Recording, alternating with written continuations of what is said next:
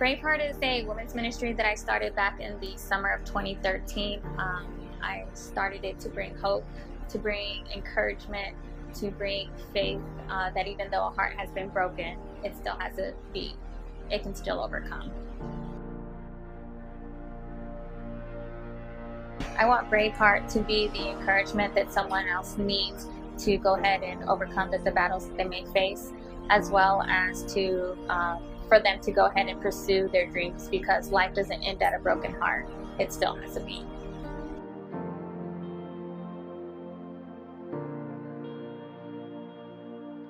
The beat is a sign that God still has so much in store for you. It's a sign of hope. It's a sign of encouragement. It's a sign of overcoming the battles that you have faced. It's a sign that God still has a story for you. He still has a Braveheart story for you.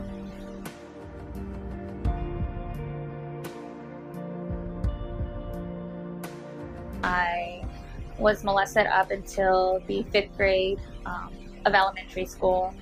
I am a child of divorce, so when my parents divorced, it kind of felt like my whole life came crumbling down. I became that promiscuous child that was just searching for love in all the wrong places. I was drinking, I was out partying, I was being promiscuous, experiencing with drugs. During that time, I was raped as far as the time of the divorce. And then I also dropped out of high school. I ended up getting my life back on track a little bit and ended up going back to school and graduating. And then I did end up moving to Las Vegas, and Las Vegas is where my life changed. I met this guy who was the perfect guy. He did everything. Little did I know he was a pimp. So I did become an escort, and I was escorting for about 2 years. I had a few different pimps. One of them, it was a very abusive relationship. It actually resulted in broken bones. And then did that for about 2 years. And then my life kind of changed again is when my house got broken into, and I had this handyman come and fix my door. And as he was leaving, he asked if he could pray for me, and I said yes, of course. So he did say a prayer.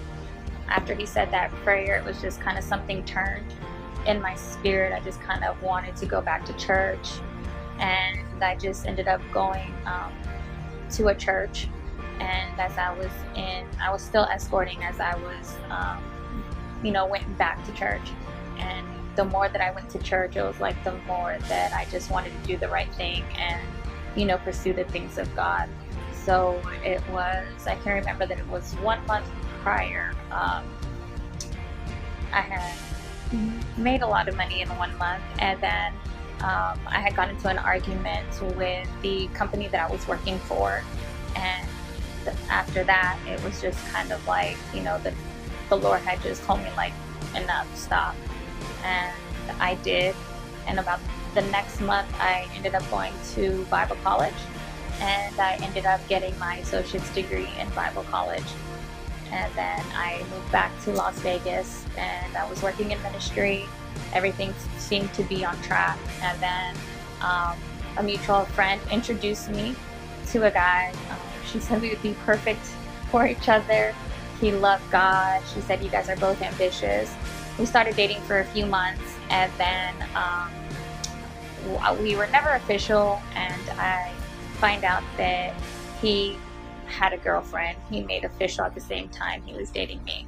So after that, I just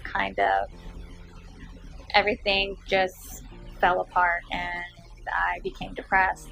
And it was just a daily walk that I had to do. I didn't know how I was gonna proceed from one day to the next. And the more that I proceeded with that, that's how Braveheart came about. It was just, I was sitting at a stoplight, and just the simple word Braveheart dropped in my spirit. And then after that came a heart that's been broken but still has a beat.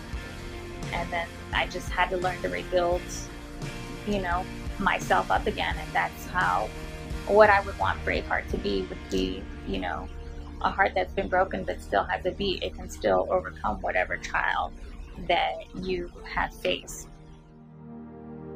Braveheart is more than a ministry, it's a movement. If my story can help you, your story can also help someone else. By sharing our stories, more women can come into God's hope and find their brave heart.